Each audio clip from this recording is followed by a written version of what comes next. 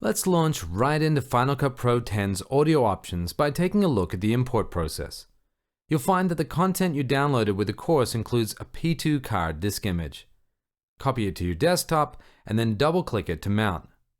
Final Cut Pro will detect it and open the import window. Select Import All. The general import options have been well covered in other Ripple training titles. Right now, we want to focus on the audio options. First up is Analyze and Fix Audio Problems. With this selected, Final Cut Pro will attempt to identify line hum issues, unwanted background noise, and excessive audio levels. Don't worry too much about the effects of this. All the changes are non-destructive.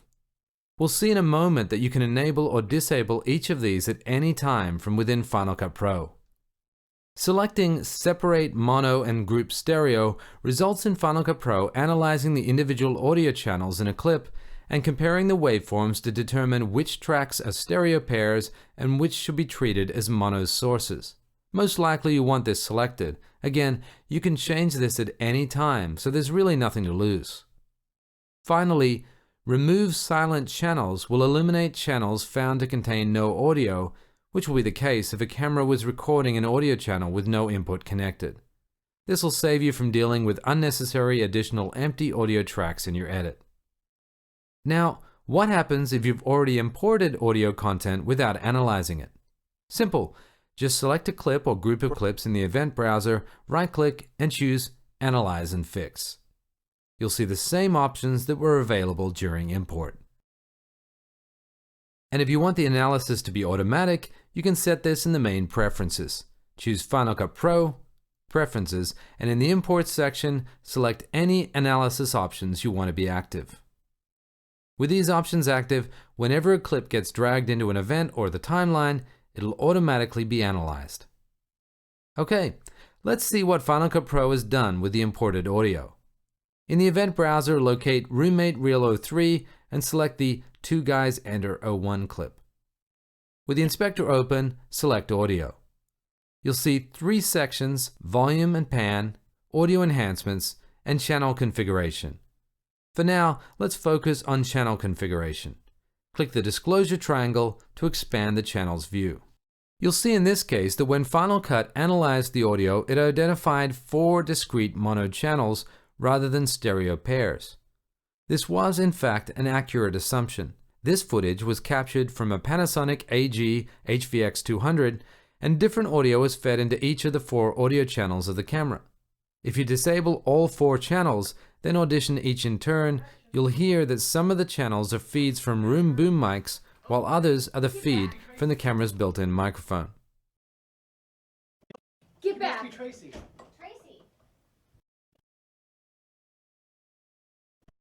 Oh, hey! Get It must back! be Tracy. A little later, we'll look at breaking out the audio we want from these, but for now, let's leave them set to 4 discrete mono channels. Next, let's take a look at audio enhancements. At the top of Reel 03, click on the clip labeled Rent Money. In the Audio Inspector pane, notice that the Audio Enhancement section's empty.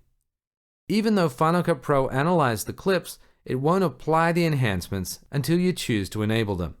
Click the Enhancements menu button and then click Show Audio Enhancements. The listed enhancements correspond to settings we enabled during import.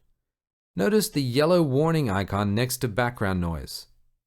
This indicates that Final Cut Pro thinks that there's a problem with background noise. Of course, be aware that just because Final Cut Pro thinks it's unwanted noise doesn't necessarily mean it is. It may be ambient noise that you want to keep in your mix. We'll revisit this in the next lesson and perform the noise removal. You probably noticed that loudness and hum removal have green check marks where noise removal has its warning icon.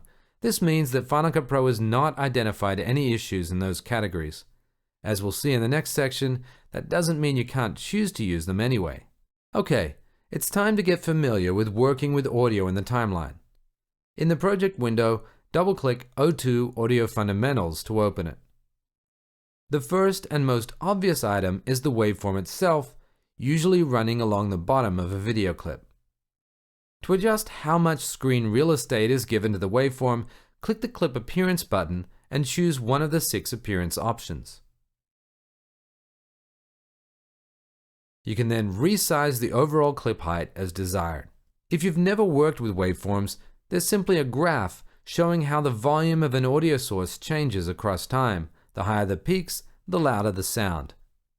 Now, in Final Cut Pro X, the tip of the waveform actually corresponds to the overall loudness of the clip after it's been adjusted by level adjustments and any applied effects.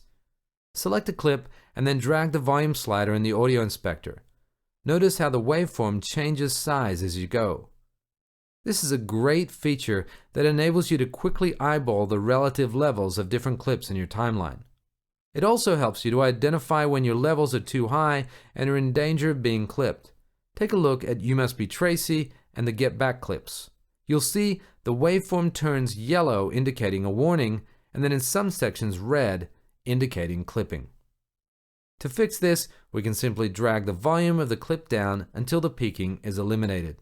Now, a better solution may be to apply some compression or limiting to help tame the dynamics, and we'll cover compression later in the course. Basic audio editing and trimming techniques are well covered in the other Ripple Training Final Cut Pro X titles, but let's do a quick review of the fundamentals while we're focused here in the timeline. Click here to enable or disable audio when skimming. Get back! You can solo the audio of selected tracks by clicking here. This will come in handy once we start adding Foley and music. If you remember earlier, we discussed the fact that audio in these video clips actually contains different sources, boom mic audio and the audio from the camera's built-in microphone. Right now, if you listen to the boyfriend clip, you'll hear all kinds of extraneous noise that we don't want in the final mix. That's my... What we need is the ability to work with each channel of audio separately and choose the one with the best sound for that clip. Select the clip and look at the audio inspector.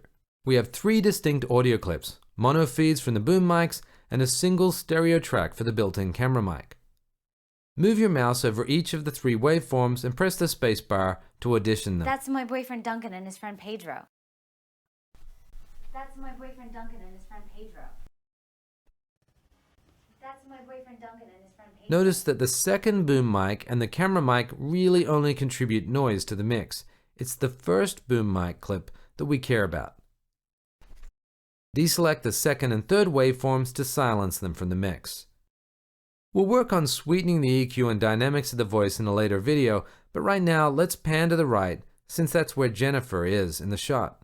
In the audio inspector, you'll see that the pan mode is currently set to none. There are multiple pan modes to select, and we'll go through them when we want to take a look at surround sound editing. For now, choose stereo left-right and adjust the pan and mount slider that appears. Be careful not to overdo panning, or you'll have issues with imperfect listening environments. That's my... Obviously, the audio is cut off in the timeline. We'll fix the edit next.